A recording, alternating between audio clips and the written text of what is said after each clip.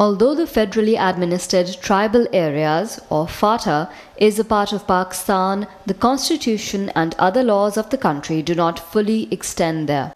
Instead, any administrative or legislative change is implemented by a representative of the executive, the governor of Khyber Pakhtunkhwa or KP.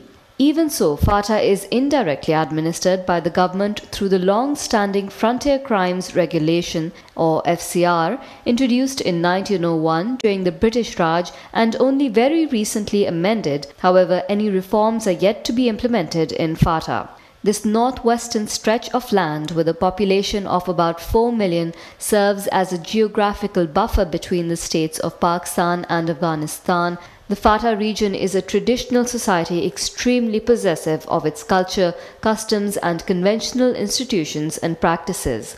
One of the most important of these institutions is the only form of justice dispensation and conflict resolution available there, the traditional Jirga system. The Jirga system has been in place for centuries and is trusted as the most credible form of justice in the region. Despite being the only form of justice available, it enjoys the trust of the majority.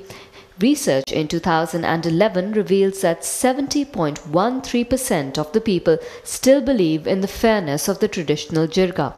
However, there are some definitive problems with this traditional form of justice dispensation in terms of catering to the rights of underprivileged groups such as women and minorities, which is why the Jirga is generally considered discriminatory and unresponsive to the need of the times. To this end, Community Appraisal and Motivation Program under the Rule of Law Programming project has attempted to address specific issues faced by one marginalized group in FATA, women who are often victimized in decisions of the Jirga.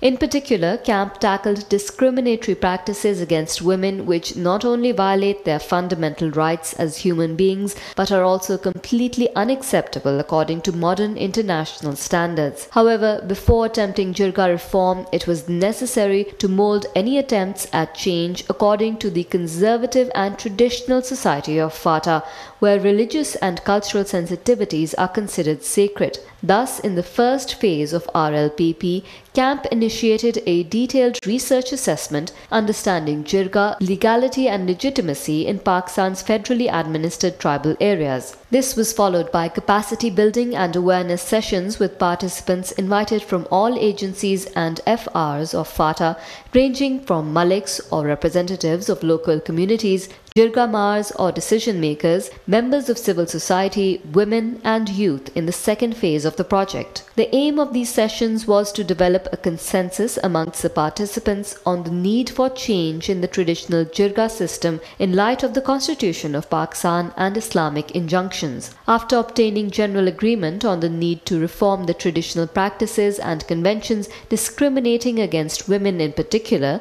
CAMP initiated Phase 3 of the RLPP project to reform and reorganize the Jirga system in order to make it more reflective of women's rights. To this end, 3 traditional customs, commonly utilized as penalties or punishments for offenders, namely Swara, Yagh and Valwar, were chosen as a starting point of reform. These practices are generally implemented according to the culture of each tribe's local customs or rivaj. To bring about real change in their attitudes and opinions, it was important to adopt a policy of consultations with locals, keeping in view cultural and religious sensitivities. With this in mind, CAMP organized agency-level Jirgas to formalize the banning of these discriminatory and cruel practices which undermine a woman's right to dignity and self-worthiness. The agency-level Jirgas all proved to be a great success in terms of a unanimous consensus from all tribal elders and religious leaders to put a complete stop to all these practices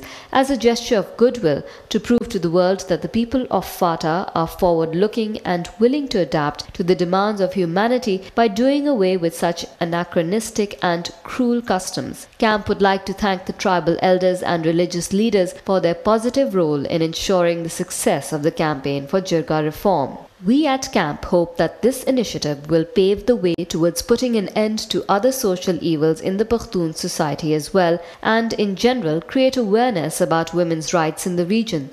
It is also anticipated that cultural change will be followed by the adequate legislative reform and formulating supplementing laws to endorse local protection for women. Lastly, this exercise will also serve to build the confidence of the women of FATA in their traditional customs and practices and ensure a greater and more positive role for them in future for the development of the region. CAMP's efforts have culminated into this grand jirga, which is a solemn affirmation from all the people of FATA where respect for women is a norm and will remain so. Women are worthy of all the due respect and adulation they can be afforded and will never be subjected to any such cruel discriminatory practice in the region.